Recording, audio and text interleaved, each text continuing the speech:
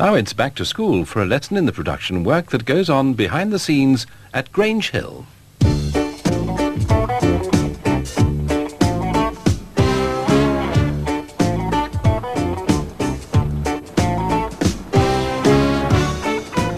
Hi, and welcome to the outside of the most famous comprehensive school in the world, Grange Hill. But if you think this looks like an office block and not a school, then you're not wrong, because that's what it is. It's the outside of the BBC production centre at Elstree.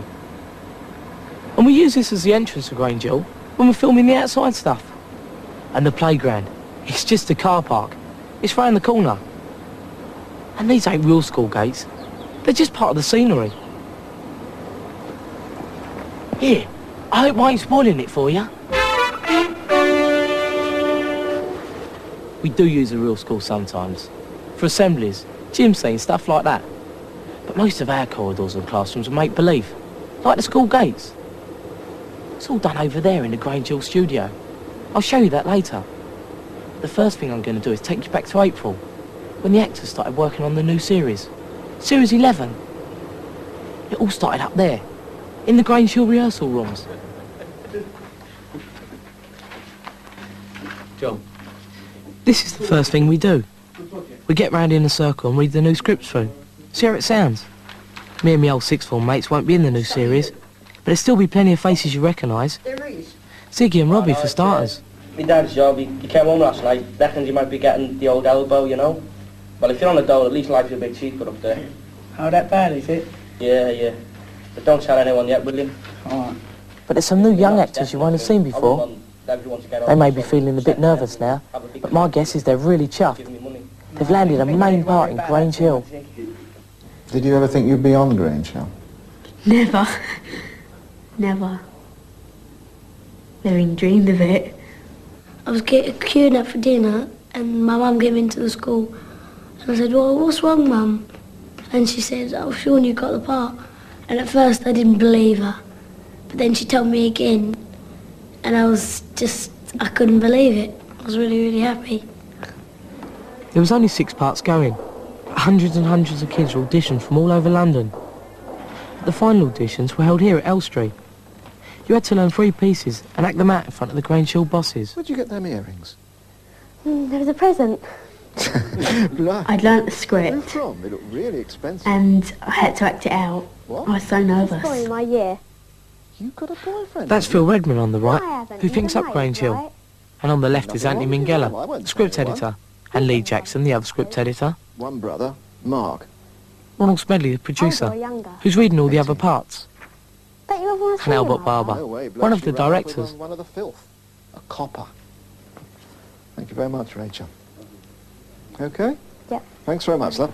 Do you want the paper or shall I throw it in the bin? Throw it in the bin if you want. I'll throw it in the I bin. don't really need it. No, okay. So you married? No, in youth custody. What for? Burglary. Oh, I'm sorry. Tragic. I was a bit shy because I wasn't very sure of who all the people were. And at that time I didn't know who Phil Redmond was. All that time my mind was blank. All I was thinking of was the script and whether I was going to get it right or not. I doubt it. Just left me to carry on the family business single-handed. Don't you ever want to see your mother? No way. Bloke she went off with was one of the filth, you know, a copper. Just while we're getting ourselves sorted out. Now the read-through is finished. And then can I have a word with John Alford, Steve West, John Drummond and Jonathan Lambert?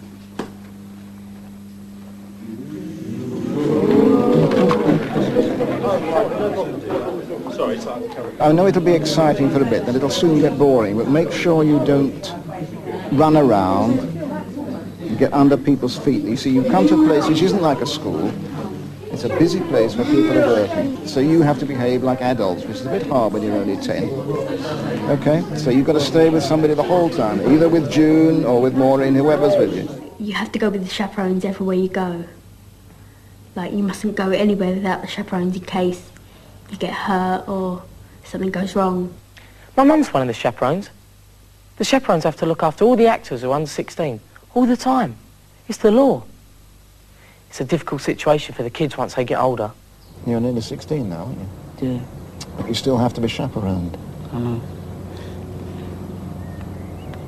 I know it's tedious because you're nearly 16, but I'm going to ask you to be very cooperative and set a terrific example to the little ones. All right, because we'll have a lot of under-12s this year, so there's going to be a lot on your shoulders. Yeah. Okay, then? Okay, then. And you're all going to do this football? You're not doing football, you're doing nothing football. about it. We rehearsed 2 episodes a week in this room. Afternoons only, because the kids go to school in the mornings. The sets we're going to use are marked out on the floor by coloured tape. And poles like these, they used to stand in for doors and things like that. Now, let me just explain. You're on the stairs now, right? You're coming down from the highest level. You go round this corner here and onto these stairs that are marked on the ground. Okay, when you get to the bottom of those, you go round another corner. As you go round this corner, I smashed the fire alarm. you smash the fire alarm, which is on this wall here. They've had their script for a couple of weeks before they come in here, and some of them have begun to learn their script. So they know the words, but they don't know where they're going to move or where they're sitting as they're saying those words. Thank you. Steady on, Vince. Look where you're going. So do you know anything about America? Which part? Which parts are there? States, Vince. States. Vince and Trev go down the stairs. Vince knocks against a pole that's going to mark where a fire alarm will be in the studio. Steady on. And this is what the scene will look like in the final programme. Vince, look where you're going. So do you know anything about America? Which part? Which parts are there? Not parts, states, you idiots. You'll be in a state if you don't concentrate, Trevor. Yeah. Look out! Vince! Their attitude in rehearsals is very professional. I mean, most of them know their lines, and they bring an enormous amount of energy, which can sometimes be lacking in adult actors. Come on.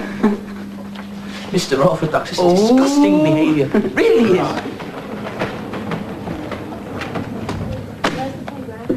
And Vince. Oh, no, we ain't got Vince. You can't do this. Oh, not Vince. Oliver, we're missing Vince. Right, okay, while we're waiting for him, let's just do positions. Ziggy and Trev here. Okay, Ziggy there, Trev there, good. Robbie here, and Vince here. I've got to go. Okay. Hello, Steve. Hello, Steve. Steve, you're next to John. Hello, mate. Okay, come on. Savage. And again, John, please, from the top. You know what did smash the alarm, don't you? Old Dodo Davy, Mr. US of A Savage. In an emergency, break glass. Yeah, did you feel a ringing in your ears, did you, Mr. Savage? The bells!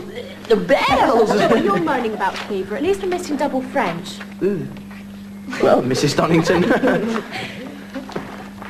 Right, okay. Am I doing it in a Quasimodo? Yeah, why am I not? Yeah. I better read the script this time. Do you know what a Quasimodo impression is? Yeah. The bells! No, get the camera away from me. This is a liberty, this is. What's your mum do? She works in a DIY shop. I've got a really boring family. What's your mum do? The bloke... Some geezer. She met some geezer the last time my dad was banged up. In hospital, do you mean? No, prison. I think the new children, the younger children, are doing very well indeed. They're still working out their characters. Their characters are new to them. Some of the older children have been playing those parts for 3 years, 4 years, whatever, and they know their characters inside out. The younger children are still finding their characters.